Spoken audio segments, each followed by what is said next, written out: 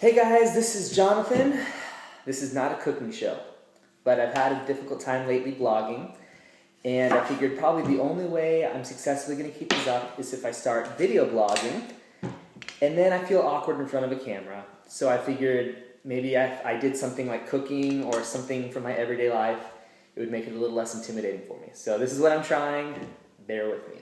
So anyways, I was talking to a friend today, and we were talking about Steve Jobs' surprise. I think he's probably one of the most quoted people in creativity and in the church. And we were talking about how, really, I don't know that it's great that he's such a highly quoted, highly revered, almost deified person in the church. If you read his biography, he was kind of a messed up man. He was a workaholic. He was kind of a jerk. He didn't spend enough time with his family. And I think sometimes we do a disservice whenever we deify or revere these people that have these great quotes, great things to say.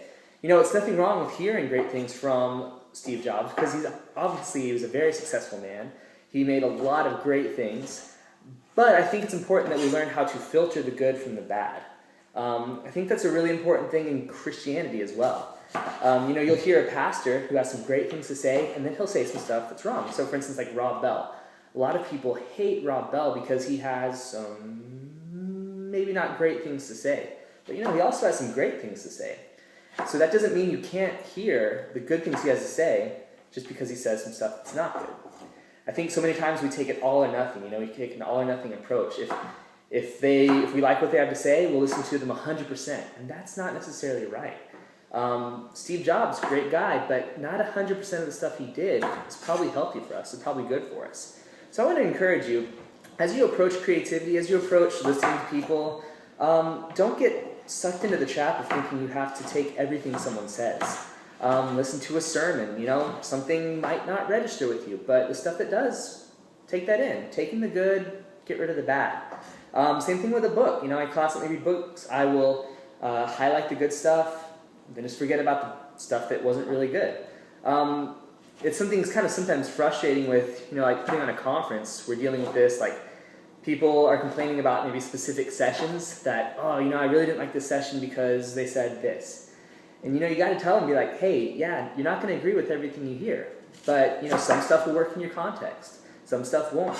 I encourage you, just analyze. Be very, not critical, but be very critical thinking oriented. Think, hey, is this right? Is this not? Check it out for yourself. If it's good, take it. If it's not, just let it go. You don't have to worry about it. I think it'll help us live at peace, and I think it'll help us get a lot more out of education opportunities whenever we're able to do that. So that's what I want to encourage you for today. If you're curious, it's called the Bowl of Doom. It is ground beef with sweet potato hash and some green onions.